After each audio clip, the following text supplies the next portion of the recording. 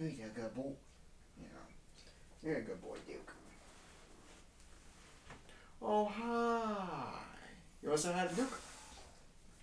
If the camera wants to focus on him, I don't think it does. Yeah, he's a good dog. Hold on. Hello, everybody. How's it doing? How's it going? Welcome back to another fan reading on r/ Tales from the Creeps. Today we are looking at a story called Reconfiguration. I did read a smidge into this. I didn't read all of it, but from what I did read, I loved it a lot because it delves into like Native American culture and Wendigos. So I'm pretty excited because if y'all know me, I love cryptids and creature features. This is labeled more as a body horror, so but again, I'm excited to go into it. And the story is by uh, uh, I can't talk. The story is by a person named Jude the Dude One. Thank you for letting me read your story. I hope you continue to write. I'm excited to get into this. So without further ado, Reconfiguration. You ready? You ready, huh, Duke? Duke, you ready for some Wendigo? Huh? I don't think he cares. Okay, so before I get started, there are some Native American names that I am most likely going to butcher. So here we go. A Cuckley stood at the edge of the tree line, with snow hissed across the frozen earth in silver sheets. The storm had only grown worse since nightfall. Wind screamed through the pines and hard enough to bend branches and bury footprints almost as soon as they were made. Chieftain Cuckley, Aquaman said through chattering teeth. We cannot keep searching for him. No man could survive the cold. Pachamama is unforgiving tonight. The old chief didn't answer. A common stepped closer, lowering his voice. With every step we take, two more disappeared beneath the sleet. If we keep going, more of us will vanish into the Unatsi. Still nothing. Occultly stared into the white abyss ahead of them as though sheer will alone might force his son out of the storm. He is my son, the chief finally said. His voice sounded tired, ancient. If my feet freeze black and my hands split open from the cold, I will still search for him. The wind answered with a mournful howl. Then, movement. Something shifted beyond the curtain of snow. The hunters stiffened immediately, hands tightened around spears and clubs as figures slowly emerged from the storm. At first it looked like a wounded man stumbling through the dark. Then it stepped into the firelight. Lucio, Aquaman whispered. Accordly took a steep step forward before stepping dead in his tracks. The thing standing before them wore Lucio's shape, but only barely. His skin had gone pale white, almost gray beneath the falling snow. His lips were cracked and split open. Yellow teeth protruded from swollen gums, and his eyes... Dear God. His eyes had rolled nearly all the way back until only a sickly white glow remained. The smell hit them a moment later. Rotting meat, sweet and foul all at once. Several hunters covered their mouths. Lucio swayed slightly where he stood. His feet no longer looked human. Blackened masses shaped like split hooves jutted from beneath torn strips of leather and fur. His fingernails had lengthened into a crooked claws, stained dark with dried blood. Deep gouges ran across his chest and stomach like something had tried to claw its way out of him from the inside. Cutley's expression faltered. What happened to you, my son? He asked quietly. No answer. Chief swallowed hard. Where is your wife? He asked. Where is your child? Slowly, Lucius lifted his head. A smile stretched across his face. Not joy, not relief. Something wrong. The grin pulled too far at the corners like it hurt to hold it there, but he couldn't stop. You don't understand, Lucia whispered. His voice sounded wet. I had to. The wind shrieked through the trees behind him. I did it to survive. Cutley stared into his son's eyes, searching for something familiar. Grief, shame, fear, anything. There was nothing there. Only emptiness. Only hunger. Who are you? The chief asked softly. Father, Lucio said. I am your son. Cutley's jaw tightened. No. Snow gathered in the fur, lining his coat. My son is dead. For a moment, nobody moved. Then Lucia began to laugh, quietly at first, a weak, wheezing sound rattling in his chest. Then it deepened. The laugh twisted into something animal, something wounded. A low bellow erupted from him so violently the hunter stumbled backward. It sounded like a dying moose screaming somewhere deep in the mountains. Lucio collapsed into the snow. His body convulsed. Bones cracked beneath his skin with sharp popping sounds like tree branches snapping in winter. His legs bent backward violently. The sound made Aquaman gag. Then it began to grow. Sorry if you can hear the ambulance in the background. I'm gonna wait for it to pass. Okay, sorry about that. Muscles swelled beneath pale flesh. His legs thickened into monstrous trunk-like limbs, with all his feet split fully into massive black hooves that crushed deep into the frozen earth. Hunter started backing away. One began praying under his breath. Lucio's fingers stretched next. Nails lengthened into hooks. Black claws that tore trenches through the snow as he writhed on all fours. His shoulders bulged outward grotesquely, bones shifting and resting beneath skin that looked too thin to contain them. Then came the sound none of them would ever forget. Crunch, crunch, crunch. His jaw pushed outward inch by inch. Blood spilling from his mouth as his face elongated into something animalistic and wrong. Rows of sharp teeth forced through the torn gums, while dark fur burst across his back and shoulders in wet patches. Oh, it's so sick. What a cool transformation. Aquaman could only stare. Antlers erupted from Lucio's skull with a sickening spray of blood. Huge things, twisted and uneven like dead trees reaching toward heaven. Then the creature lifted its head. Its eyes rolled back once more and turned red. Not bright, not fiery, just deep, dead crimson. Akutli stood frozen before the thing that had once been his son. The creature looked at him. For one terrible moment, Chief thought he recognized something behind those eyes. Then the beast screamed. The sound ripped through the forest. It sounded human and inhuman all at once. Thousands of voices layered together, crying, pleading, shrieking in agony beneath the roar of some enormous animal. The hunters dropped their weapons and covered their ears. Snow shook loose from the trees. The silence fell. The beast lowered its head slowly toward Aquaman. Ash drifted from its nostrils with every breath. Aquaman could not move. Fear rooted him where he stood. The creature lunged. One moment, Aquaman was alive. The next, his upper body disappeared between rows of teeth. Blood sprayed across the snow in streaming arcs. Okutli shouted in horror and raised his spear, but the creature moved too fast.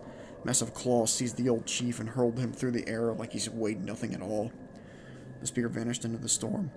Okutli hit the ground hard. Before he could rise, claws tore through him. The old chief died without ever finishing his scream.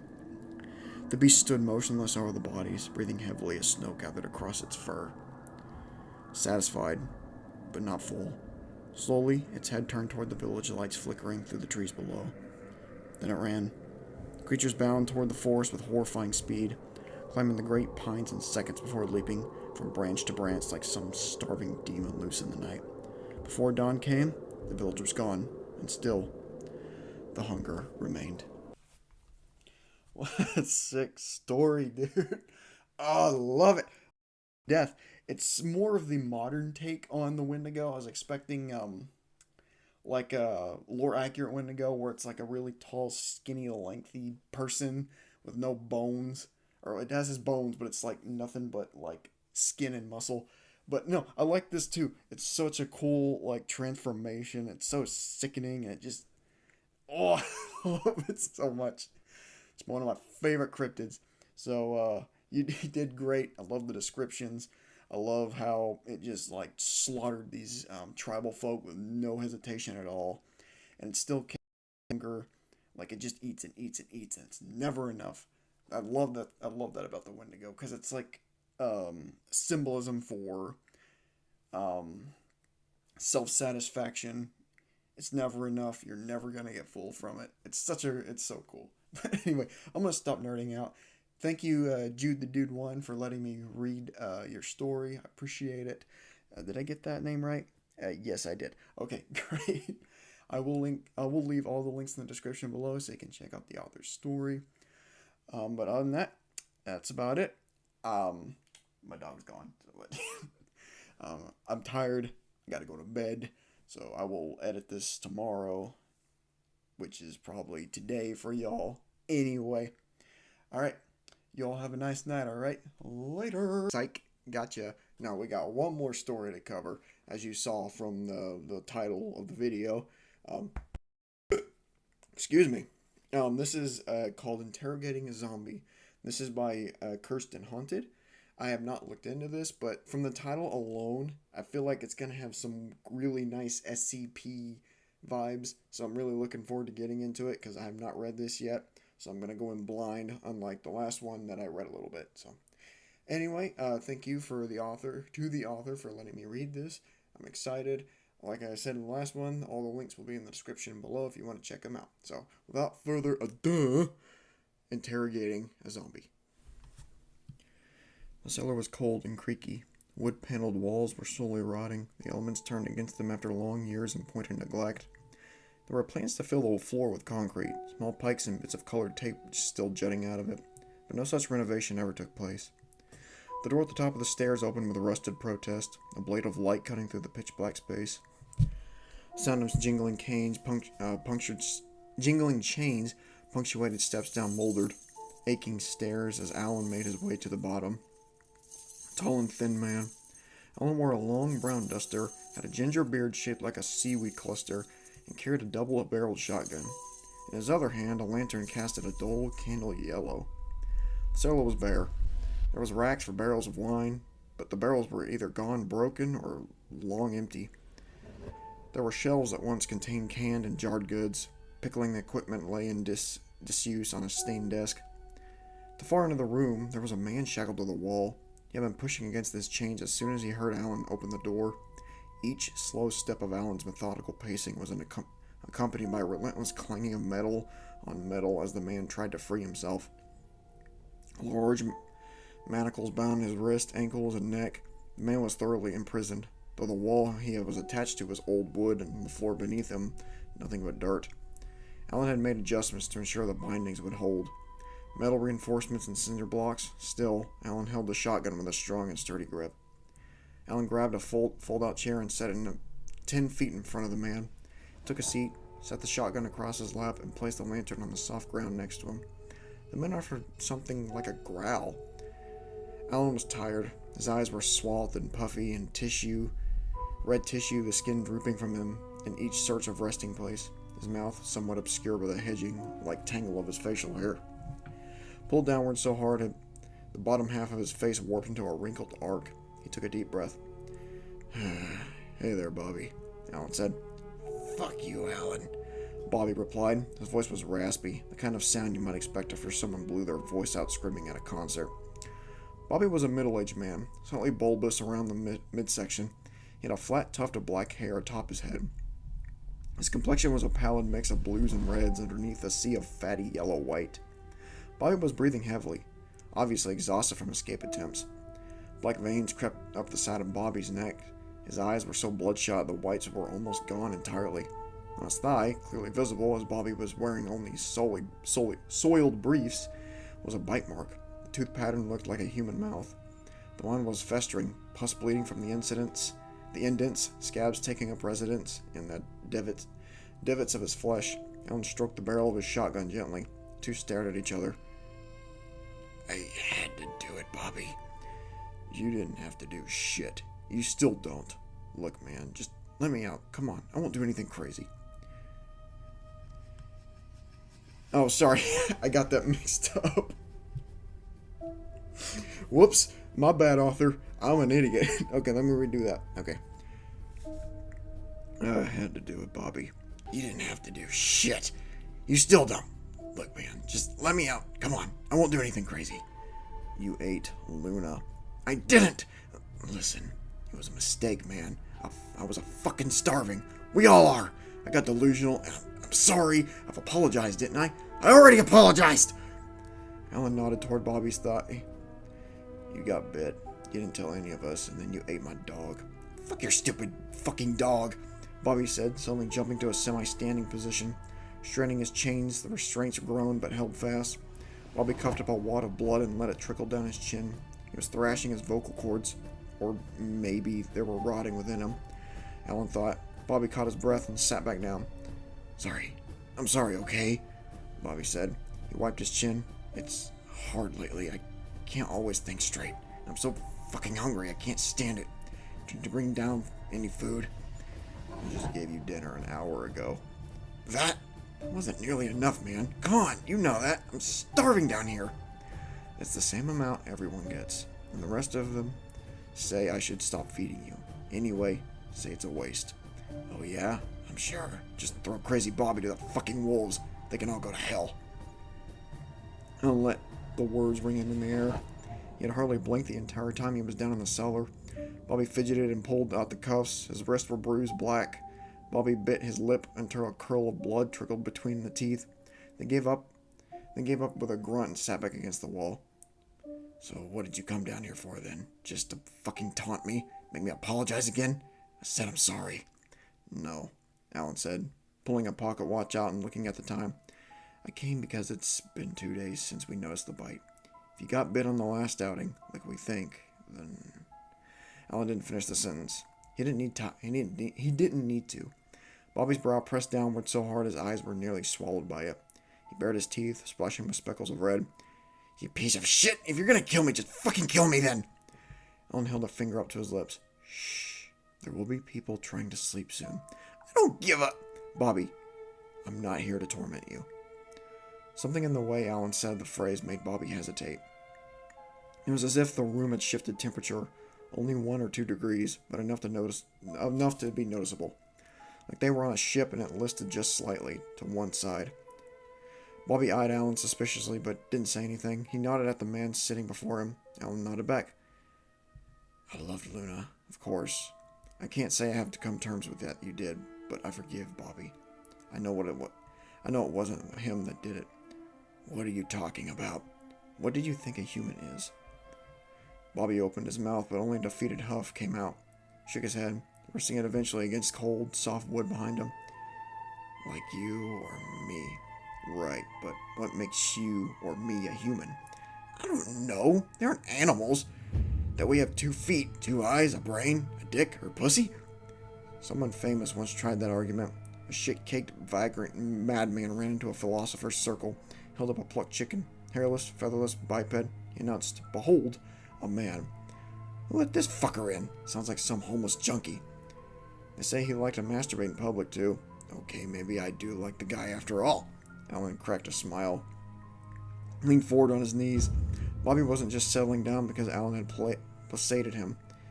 He could see Bobby was sweating profusely. The muted tones underneath his skin had faded even more now. The tarp stretched across his bones, a green-gray, and his wounds oozed even further.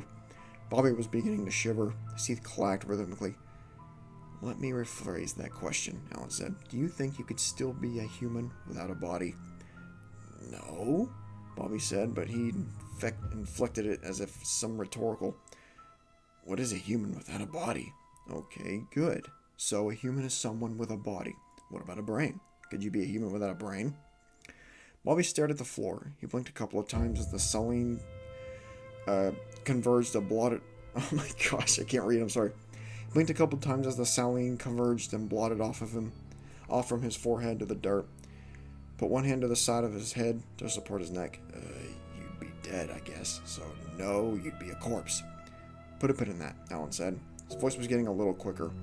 What if someone was in a coma, or has lost all major brain function, like a terrible accident? They can't think anymore. Are they still human? A coma patient, Bobby said, his words slurring. His head bobbed around as he now rested on his elbows. You gotta choose whether to keep them on the life support or not. Some people do, some people don't, so I don't know, maybe 50% human? Nice try. You have to choose one or the other. I don't know. No one really does. But for the sake of the argument, let's think of the corpse again. Dead as a doornail, but full normal body and brain. Well, the human, they were human. Bobby said. His voice was quiet like he was half asleep. They're gone now, though. Even though they still have their brain? So the essence of a human is something outside of the body entirely? Bobby sat up. He stared at Alan through squinted lids. Purplish fluid was leaking from Bobby's eyes. His sclera was so filled with ruptured blood vessels they were near black. Bobby chattered his teeth, and they pressed against each other like the molded planks of the cellar. Soft, dead gums threatening to evict them with every bite. Alan looked at Bobby's leg. The bite was raised a full of inch of Bobby's thigh, inflamed to all hell, bright red and angry as the devil himself. I don't know, Alan. I don't know. I'm scared. It's okay not to know, Bobby.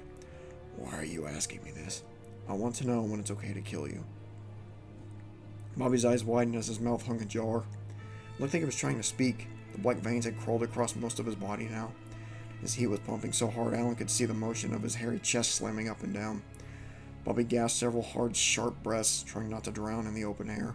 As his body spasmed and seized, Alan checked the slugs in the shotgun and continued to speak. If you kill a healthy, normal person, you're a murderer. It's a horrible thing to do, even if you kill a medical vegetable. It could be seen as mercy, or at least a chance for the family to get some relief. If you shoot a corpse, people would be upset. Maybe more upset than the coma patient. But then, the method is different. People probably wouldn't much like a coma patient getting shot. Bobby's body stiffened and froze in place. His eyes darted to Alan. Then around the ceiling, his locked joints creaked and jittered. Foam bubbled at the corners of his mouth. A long, wheezing rattle escaped Bobby's lips. His body fell slack against the chains. He was swaying back and forth, looking he was hanging by the manacle around his neck. This is my least favorite part, Alan said. It's like a jack-in-the-box. Bobby remained still for another 60 or 70 seconds. Then his every muscle sprang back to life, hurling himself toward Alan. The cinder blocks actually moved a couple of centimeters, and one of the nails came loose on the metal couplings. Alan had steeled himself, but still startled a bit. He knew his restraint would hold for a while longer. He just hoped it was long enough. What are you now? Alan asked. You have a human body, a human brain. You're capable of movement and action. You can't talk, or at least never heard a zombie speak before. But you can do a whole lot less. Or a whole lot else. Bobby growled and roared in response, gnashing his teeth and biting through the sides of his cheeks. Soon blood streamed down Bobby's mouth like a rain down a window pane. If I let you live, you'll surely kill us. So you're kind of like a murderer. Some states used to have death penalties, some not. You know the whole painless execution thing was a lie? No method ever developed reliably spread and subject from pain. Electric chair failed multiple times and would often require 2 or 3 shocks. Firing squad can always miss or not hit something vital. Lethal injection caused immense pain as it killed. Far cry from the sedated human send-off, it was a build as the guillotine. Well, actually, it seemed like the guillotine might have been one of the more gentle methods, as it pretty reliably killed the victim in 3 to 7 seconds as long as the blade was well maintained. The zombie's head whipped around the room, looking frantically in every direction. The sockets of his eyes, difficult to follow, it sniffed the air, seemingly having to come to a decision, began to gnaw at its own finger, easily tearing one off its right hand and gnawing it on it. Alan cocked the shotgun.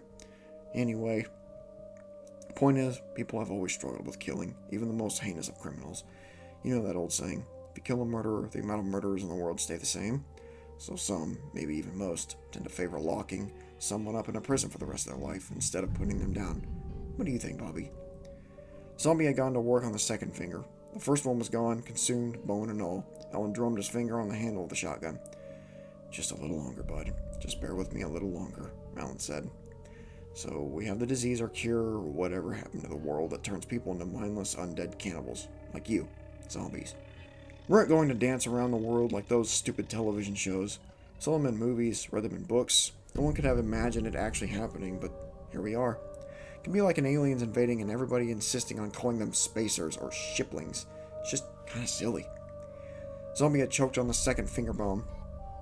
It was lodged sideways in the thing's throat, bulging prominently like a second thin Adam's apple. Alan winced, but the creature didn't seem to notice as it went in for its thumb. Uh-oh, Alan thought. Crunch time. Phase 1, the bite. Then 3 days of incubation. 1/3 day. Without fail, you turn. First the disease kills you, and then it brings you back to right after. Though sometimes you fuckers will play dead and get the drop on us. Alan paused, some color returning to his cheeks. I mean, not you, Bobby. Sorry. Other zombies. Not sure how they were even smart enough to do that. Halfway through the thumb. Thing is, you're obviously thinking. Something is driving you. You have a body and a brain. You're a murderer. Certainly, or you'd become one as soon as possible. But does that mean you're not human? We're Ted Bundy or Ed Gein, not humans? Or were they just the sick individuals? Could they have been helped if someone noticed, intervened? If not, is killing them the right thing to do? Almost down to the knuckle. If we're supposed to kill zombies, should we kill them as you're bitten, right after you die, or only after you reanimate and prove that you're a murderer, putting all their lives at risk as well? Should we try to keep you locked up, or in case a cure comes around, a cure for serial killing? The zombies wrenched its hands through the manacle, now missing 2 fingers and a thumb, but a sheet of skin still ripped off the back of its hand. Caught in the metal, it immediately flung its hand forward. A sheet of blood droplets flying toward Alan. In one practical motion, Alan stood up and turned around, all the blood peppering his long coat harmlessly, sounding like rain. Alan turned around, took 2 steps back, and fired both slugs. The zombie's head exploded, bone and brain, and tissue and tendon erupting onto the sodden wood. The body thumped to the ground, the thrashed stub of a neck now free of the manacle. Alan quickly checked all the exposed skin. No blood drops on him. Well, the shirt had some gray matter on it. He would have to burn it. As far as he knew, the disease or whatever would only transmit through open wounds or soft tissue. But he wasn't about to risk it. Torched the clothes, then nearly scalded himself in a long, hot shower. Thank God they still had hot water. Alan stared at the body in front of him. Goodbye, Bobby. I'm sorry I couldn't make it less painful. Alan turned to leave, but stopped and took one last look at the zombie. But maybe killing killers shouldn't hurt. Hey, that was an interesting perspective. How he was kind of reasoning with what human the zombie had left, and then after he died and came back a zombie, he went through this whole moral dilemma of like, is it right to kill? Is it not? Are you human? Like, it's a really interesting dilemma, especially in an apocalypse setting. Not gonna lie, it's not my favorite, but I do like what you did with it. It's very, I'll say it again, very interesting perspective on the whole zombie thing. So keep up the good work. It's great writing. I do like your writing style. Very descriptive, very gory. So keep it up, man. I really appreciate you letting me read your story. So, all right, now that'll be the last story for this video. So thank you all so much for watching. I appreciate it. Thank you to both the authors for letting me read their stories. And like I said before, links will be in the description below if you want to check out their story. So, all right, that's about it. So you all have a great night, okay? Later.